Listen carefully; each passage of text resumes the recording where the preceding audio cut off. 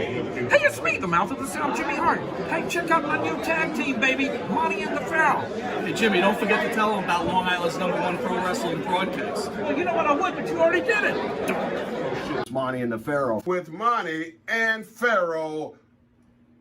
The Monty and Pharaoh Show. Monty and Pharaoh, bro. Monty and the Pharaoh. Monty and the Pharaoh. Monty and the Pharaoh. The Monty and Pharaoh Show. And you're watching the Monty and Pharaoh Show. Monty and the Pharaoh. With Monty and the Pharaoh. Monty and the Pharaoh. Monty and the Pharaoh. Monty and the Pharaoh. Monty and the Pharaoh. Monty and the Pharaoh. Monty and the Pharaoh. Monty and Pharaoh. Monty and the Pharaoh. And Monty and the Pharaoh. Oh, is it Monty and the Pharaoh? Monty and Pharaoh.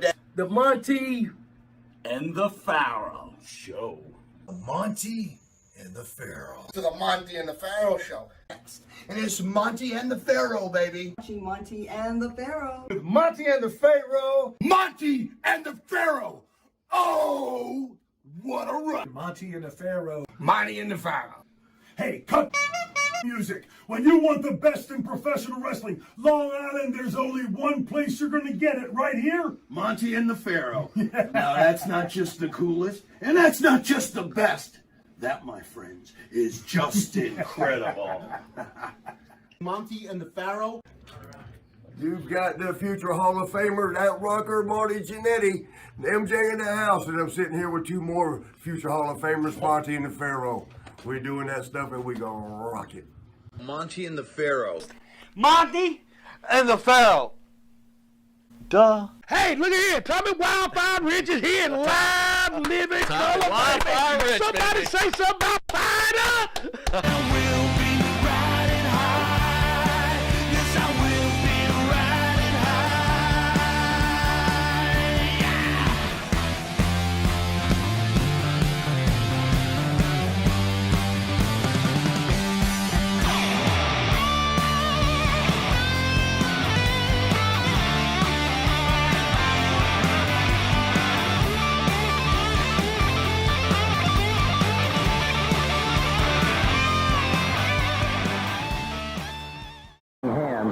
In the home of the Masters and many others. And there you see a very dejected Harley Race, former world heavyweight champion. But the man, I think Mr. Crockett has proved once again, though, that Harley Race is certainly an outstanding champion. There's certainly nothing to be taken away from that man. Oh, that's right. He's a world-class wrestler, but I think Tommy Rich has proved that he's in the same class with Mr. Harley Race. And so that means, obviously, Tommy, that your #1 sights are set on Harley Race once again. Well, that's exactly right, Gordon. You know, and thing I guess it makes me the proudest of all that I did come back to Georgia, and I did win the belt right here in Georgia, and the people, you know, just like I've said, they've been behind me 100%. And all I can say is I hope I do get another chance at Harley Race, and when it's over, I'll walk out on top. I feel very confident by the comments from Mr. Jim Crockett, the president of the NWA, that chance will come in the very, very near future. Thanks so much. What a schedule you've been under. Thank you, and congratulations again. Thank you very much, Mr. Crockett. Thank you. James Crockett, president of the NWA, and Tommy Rich, Tommy Wildfire Rich. We'll be back in a Welcome minute. to Long Island's #1 pro wrestling broadcast, seen only here out of Indie Music TV in Ronkonkoma, Long Island. Well, this is a whole moment for us, right? Yeah. We've got Tommy Rich in studio, and I don't think I'd ever think I'd see this day, dude. This is our honor. Bro, you are our introduction to non-WWE, or back then, WWF product. Yes. The former NWA champion. Hey, well, I'm going to say something, too. You know, somebody say something about the Monty and the Pharaoh Show, man. It's nationwide, man. It's a pleasure to be here. I've heard about it. I've seen it on everything. I followed it on Facebook, everything, on the internet. And, hey, look at here. Tommy Wildfire Rich is here in live, living color. Wildfire Rich, Somebody baby. say something about Fighter. We lost Road Warrior Animal Yeah. a couple of Sure weeks did, ago. man. I Wanna had share some any of the thoughts first on that? matches with them guys. They come in from Minnesota, and I can't remember who my partner was, but I think we had one of their first TV matches with them, and they just beat the dog stink out of us. Of course, that's all they knew how to do. They were bouncers to begin with, and I guess I only found them up there or something. I don't know what the whole deal was. But anyway, they was there at TV and they was wrestling. And I tell you what, two great guys. And it's a big loss for the wrestling world, their families, and, and all the wrestling fans out there, because they were two-class guys. I mean, when I started, it was like I went to wrestling school, and I learned that there, and I wrestled in high school. But when you got in, especially me, I was like a kid in there with grown men, and so it was easy for them to whoop my if they wanted to. But I got in there and I had the heart and desire and the passion, and they all seen that. I mean, I get goosebumps still today because I met some of the greatest people in the world that if it wasn't for them, there wouldn't even be a Tommy Rich. They could have made me or break me just as quick, and because they took an interest in me, and give me an opportunity, and I went out there and busted my ass all the time, and they always seen that. So shoot, like Stan Hansen, he was a clubber too. I wrestled him. Well, he couldn't see you. He didn't have, his yeah, eyes. well, I think that was part of it. I think he just liked to hit you hard too. Oh yeah. When you do win the world title, and we could see that coming, we could see that this was clearly one of the best and top faces of the generation. Right then we knew that.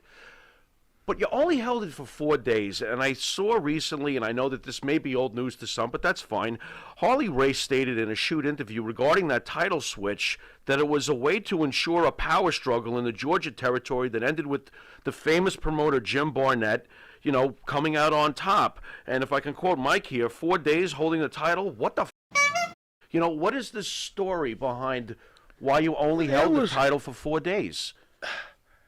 To be honest with you, I don't know, because I'm not into the politics of it. But I think a lot of it had to do, you look at what Flair did. Going town after, night after night, wrestling in Charlotte, then going to Tampa. Same thing Harley Race did. To me, Harley Race, the greatest world heavyweight champion there ever was to me. Because he gave me an opportunity. Every time I worked with Harley, he gave me a chance to go out there and show the people like what I could do. Because Harley would wrestle to anybody's style. Rick would wrestle Rick's style. And everybody had to wrestle Rick's style, where Harley would adjust to whose style it was, And so I always appreciated that. And like I wrestled Ric Flair a lot. He was a great champion too. But I think the main thing is I was like 20, and I was young, smoking weed, drinking beer, and jumping rope, whatever else was out there, So I wasn't really what you would say would be dependable, and that was a position that you had to be dependable in. Well, how does the conversation come about, Tommy? Does Barnett come up to you, or does Ole Anderson come up to you and say, "Hey, look, we're going to tag you with the NWA title, but you're going to lose it in a few days because Race is in town"? And like, how does it come about? I think Harley had mostly it was Harley and Mr. Barnett, is what I think the deal was. So did they come to you and say, "Hey, kid"? They told me that night. Oh, so you didn't even know? No, I didn't know till that night. Wow. And what were you like?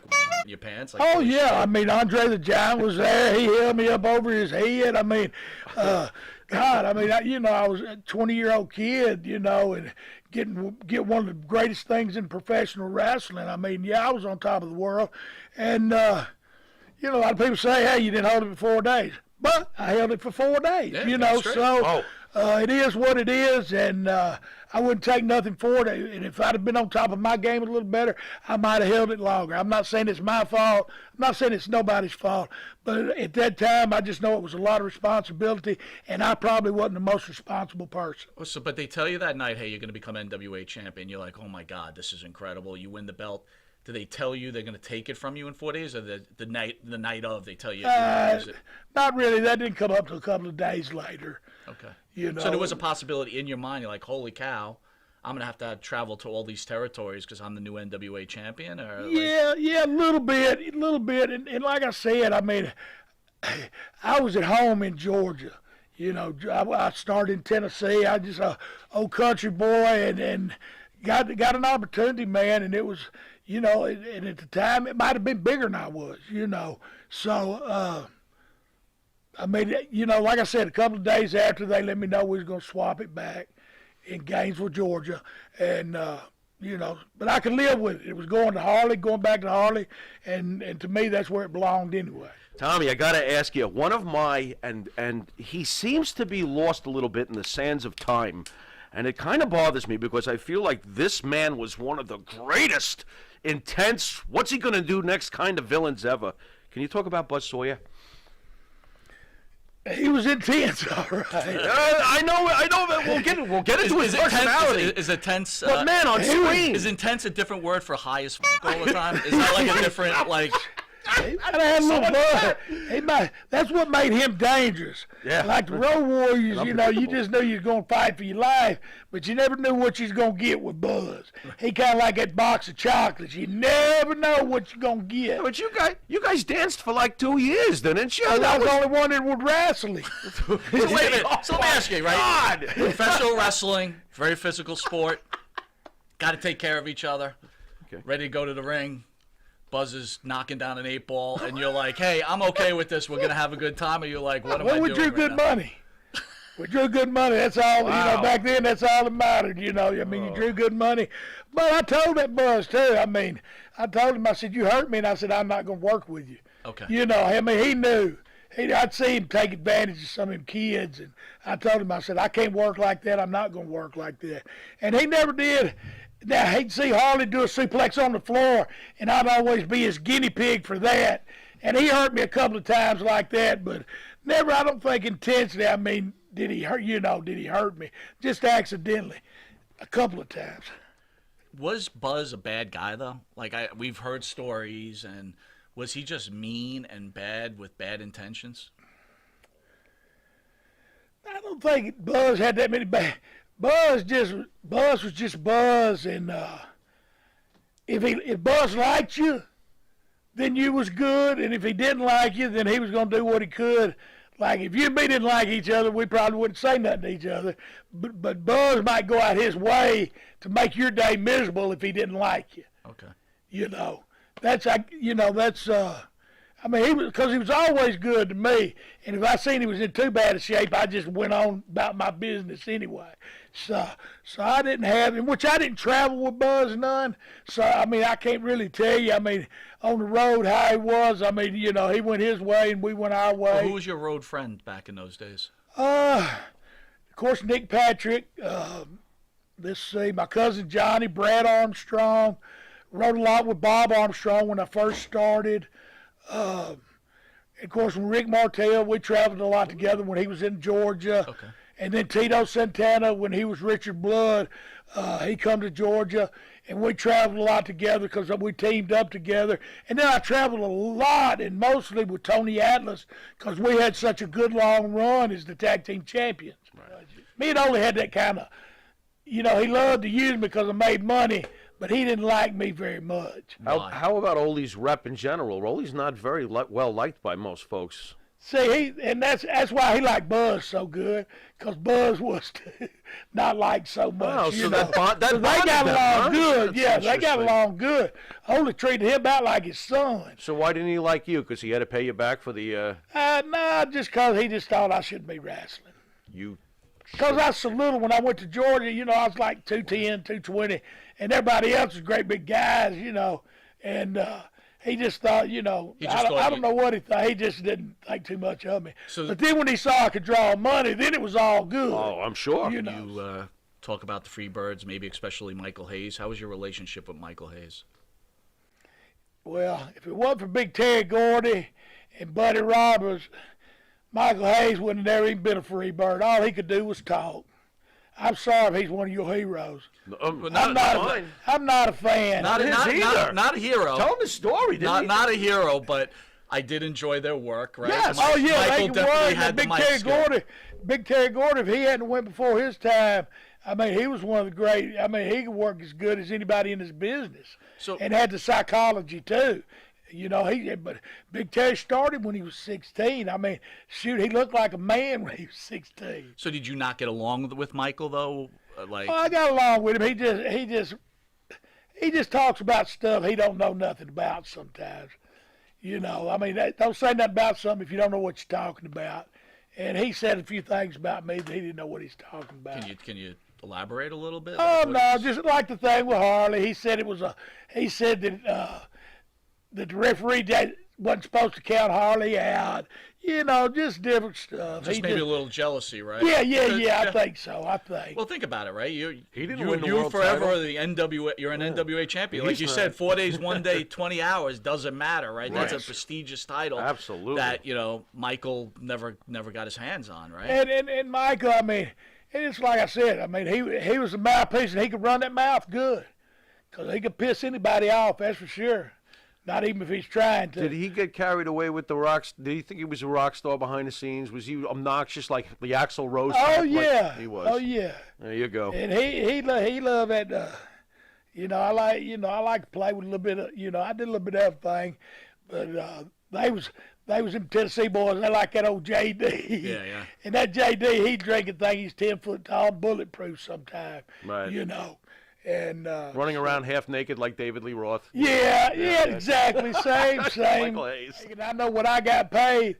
And so I can make as much money being home in Georgia as I was being on the road. Now you're talking my language, bro. You're rolling right into it. What does Tommy Rich make a match? What does Tommy Rich make a year back in 1983, 84? Shoot, in Georgia, I was making, you'd make 15 to 25 a week. And I wrestled Flair quite a bit, and he always, because he knew I like to party a lot. He said, so they'd tell us to go 30, and he'd take me 45 or 50, That's a marathon. But I didn't care because I could go. Sure. It didn't bother me. And then Harley would always wrestle me because it was just so smooth. And I enjoyed it, and I never got tired wrestling them because they knew what they were doing. It's kind of like dance. You got one that leads and one that follows. And I was blessed that I got the opportunity to follow, Blackjack Lanza, with Bobby Heenan, man, Baron Von Raschke. I mean, I'm talking about, they have characters today, but these guys was Ox Baker, looked like a Neanderthal. They didn't have to get that was them. That was their persona, man. That was their personality. I mean, Baron Von Raschke, he looked like a German, and Blackjack Lanza, Mulligan. I mean, they look like big old cowboys. I mean, that's and that's the way it was. Everybody. I mean, Stan Hansen, he was a big old cowboy. And Tommy Rich was Tommy Rich. That was you. Yeah, that was me. And that's. I think that's what the reason I got over so good, because they'd seen all these big guys, and they loved me, but they like to see me get my kicked a little bit and then fight back. Sure. And that's what I did. I never run out of gas, So it was, it was a good combo for me. And like I wrestled Kim Patera, another great one, that one, in the Olympics and everything else, and that took and showed me things. So I was very blessed to get into business and get the opportunity to wrestle the guys that I did, and I respect every one of them. We started drinking. I said, heck with it. I said, give me a vodka and grapefruit juice. And I took it and I just killed it. I told Andre, I said, look, ain't wasn't even nothing in there. He told that guy, he said, he had him pour another one, and they put about that much grapefruit in it, and I had to drink it. Oh. So anyway, a little later on in the night, I'm feeling really bad, so I hit that bathroom, and it don't have but one stall and then one of them little pee things, So somebody's in there, and I can't get in, so I just go to the little urinal thing, and I'm throwing up, man. All of a sudden, I hear somebody in that other one throwing up. All of a sudden, they open my door, and it's Rick Martel. Andre, they got us both sick. As you come in the door, there was like a bench here and a bench here, a little L shape. I was laying on one. Oh, no, so we got over that and come back out at the bar, and it got about 3 o'clock. And at 3, they start cooking breakfast. So Andre says, you want something to eat? And they started cooking that bacon there.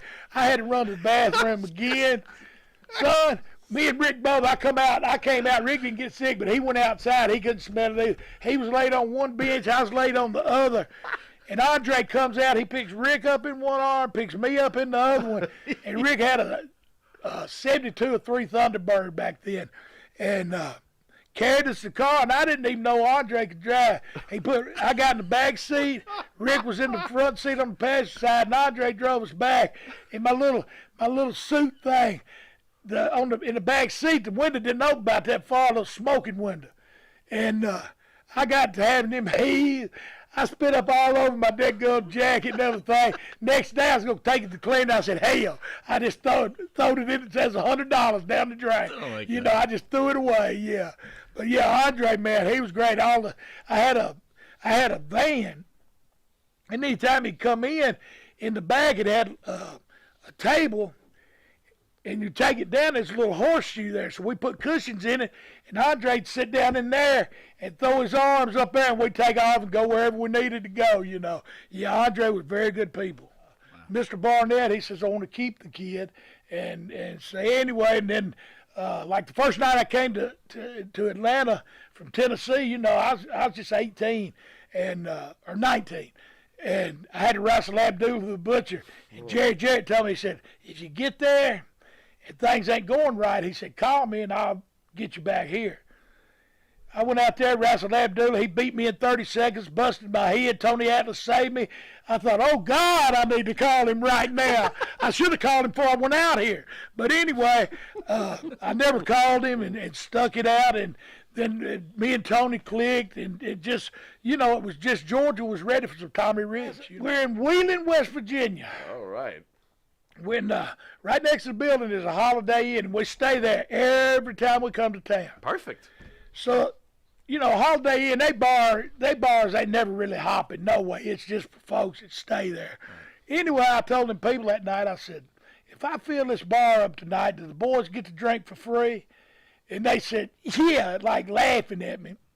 And so when I went out to the ring, I was wrestling Buzz that night. I grabbed that microphone.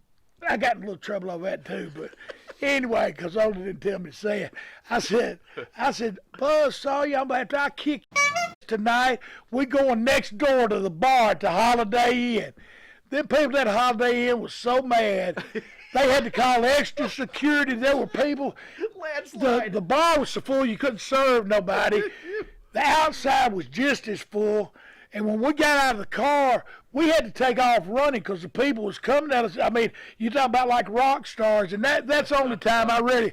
And I was kind of like scared. I've been been a bad guy and had the people pissed off, ready to jump on me.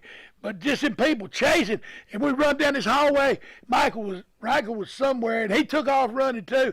And we was following him. He run down the doggone dead end. We was all standing. Yeah. How is it that a former NWA champion and the biggest face of Georgia Championship Wrestling never eventually wound up in the WWF? No Vince. What's the story? That's a good question. What's the story? Growing up with Vince, I always wondered. Roddy Piper had me booked once or twice. Roddy Piper, another great one we lost too, by the way. Love you, brother, man. But Roddy had me booked there once or twice, and Ann Gunkel had opened up a territory in Georgia.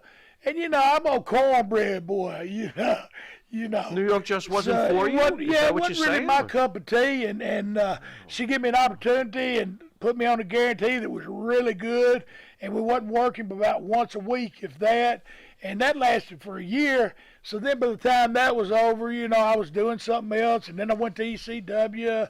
And so it just, the cards never really fell. But did you ever get the call? Like, I know Roddy tried to book No, you, Roddy, that was as far as it ever went.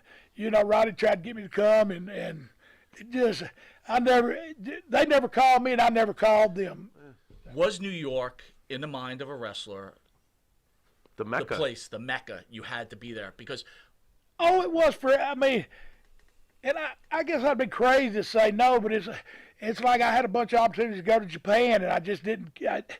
The money was great, you know, but I didn't like being gone, you know, so I didn't go near as much as a lot of guys did, you know. I went a couple of times for Baba, and the first time I went for 6 weeks. And there wasn't nobody on the trip that I knew. Oy. And so I was begging to go on then. Yeah. And then, but when it went to the like 3 and 4 week tours, it wasn't so bad. But I had just different things going on, you know, and it just wasn't my cup of tea. Well, Mr. Barnett, you figure when Mr. Barnett started 17, Ted Turner was cable before cable was cool. Mm-hmm. He had nothing on that cable station. So only thing he had was Braves baseball and Georgia Championship wrestling. Yep. And the Braves, bless their heart, that's when they were just gosh off. They were not so good. You know, so 17, I'd say it was an image of Mr. Barnett. He liked the politics of it. I mean, the glitter, the glamour, and he took that Georgia Championship and made it a product that you could sell all over the country. He could have done what Vince done way before he did it. He could have went to all these towns because he had a TV that went everywhere. But because it was NWA and territories, he didn't want to step on no one's feet. How was it like working with Paul Heyman? Did you ever have to experience that? that was the greatest. That was the greatest job. He in the paid world. you on time. Yeah, well, Paul, I mean, Wow, he managed me and Austin Idol. You know, managed us. So I mean, I knew him, and then I think Tommy Dreamer may have had something to do with me coming in too. Okay. But anyway, yeah, that was the greatest job in the world. I ain't never managed. I wish I was still doing that. But I find it strange, right? You never wanted to leave the South, but now you're coming out Northeast to wrestle He's for right, an you up see, and Tom. coming. Well, it was just for the weekends, though. Okay. They had the best deal in the world. You come out Friday, Saturday, Sunday, and go home Monday. There you go. Okay. And I was making good money for 3 days a week. How'd you they feel paid about- me good, and so yeah, I loved working at ECW, and all the guys. I mean, they might have been a wild bunch, but they was all pretty cool, you know. How'd you feel about being a full-blooded Italian when they approached you with that? What you talking about, baby? I'm the big dog. Hilarious. Oh, my- did You want to go laugh? get a slice after this is over?